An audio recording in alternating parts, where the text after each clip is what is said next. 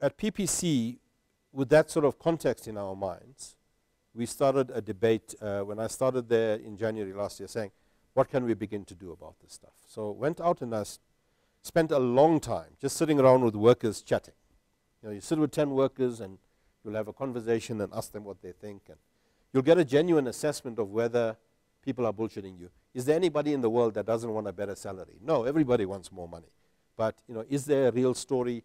And these guys were giving me facts and figures about why they couldn't make ends meet, particularly at the lower end. And it made a lot of sense to us. So the first thing we decided was that we were going to fix the salary gap.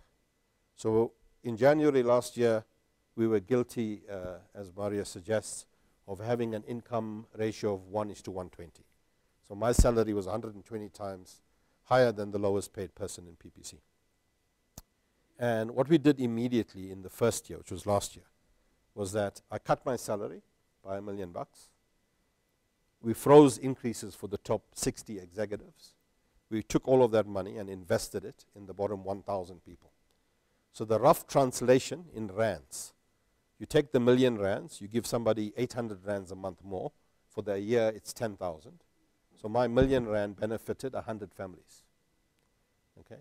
And my increase, which would have been 6%, benefited another 30 families. And we did the same, for every executive. And we brought the ratio down to 1:48.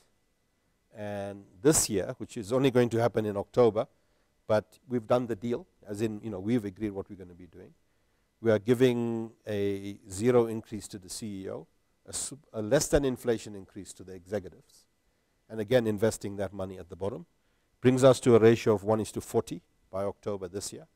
Our target is 1:30, which we will get to, hopefully, in the year after next.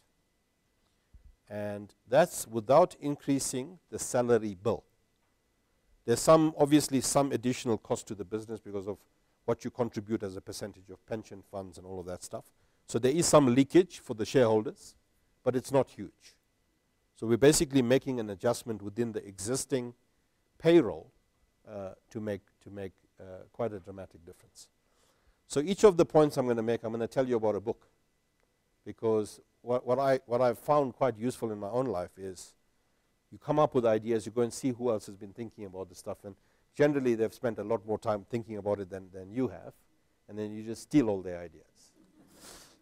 So there's a guy who started a business in the US, a single store, and it was called Whole Foods, and this was in Austin, Texas, and eventually grew the business, and today it's a listed company.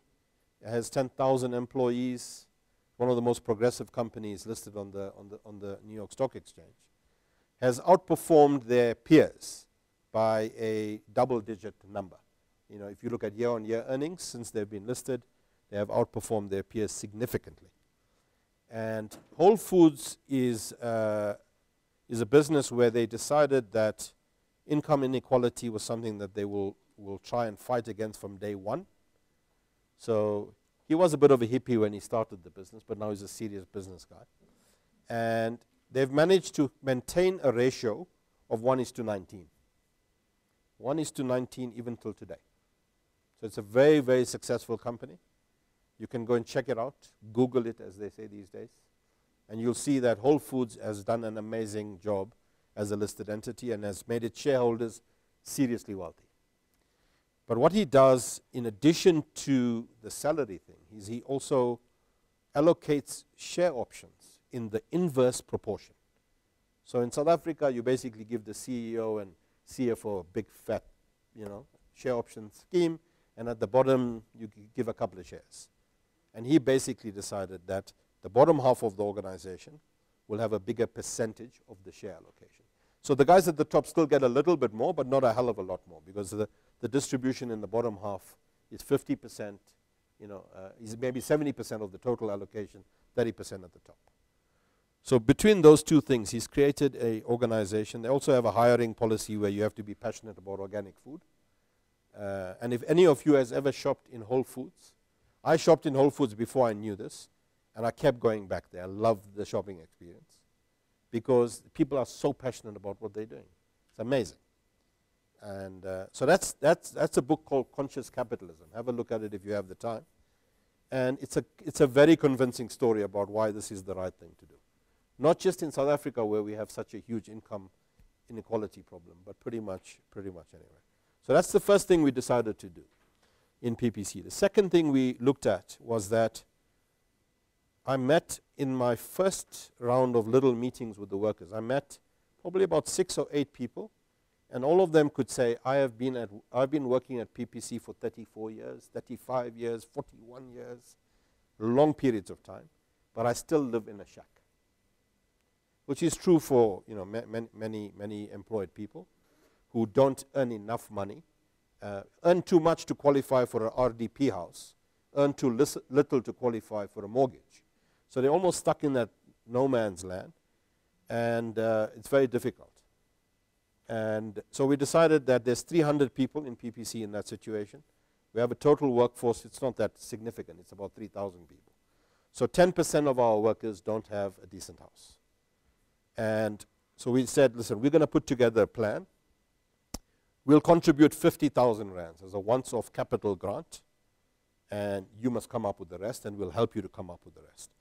When we said that at the beginning, it sounded like a pretty straightforward thing. Now we've gotten into the details. And the story is that, let's say 200 of the 300 have a balance sheet which is completely overgeared. They've borrowed too much money. So what we're doing at the moment is basically encouraging them and helping them using their bonus money and share money and whatever to save 25. We put another 25. We pay off the debt instead of building the house. And then we're going to have, after the rehabilitation process of the balance sheet, we can start with the housing process. But we've delivered the first, I would say, 10 or 12 houses this year. It will be like a bit of a hockey stick. By year 4, we would have completed most of it. But it's taken a lot more work than we originally thought. But we are developing a model, which I think is a very usable one for the rest of the country, where you're basically saying to people, the biggest thing that 95, 98%, whatever it is, or whatever the percentage is, of people in the world, the biggest asset they own is their house. There are very few people with an asset bigger than their house. Okay? So for most ordinary people, the biggest thing you will own is your house. And if you can transfer that to the next generation, then you've actually created something which is really quite a meaningful platform from which other people can develop. RDP houses have been given away, and there've been ups and downs of it, but one of the nice little stories that's emerging out of the housing sector is that at least about 50,000 people with RDP houses have now been able to gear it for loans. So they've mortgaged those RDP houses and are able to get money for education or whatever other purposes, which is what we would like everybody to be able to do.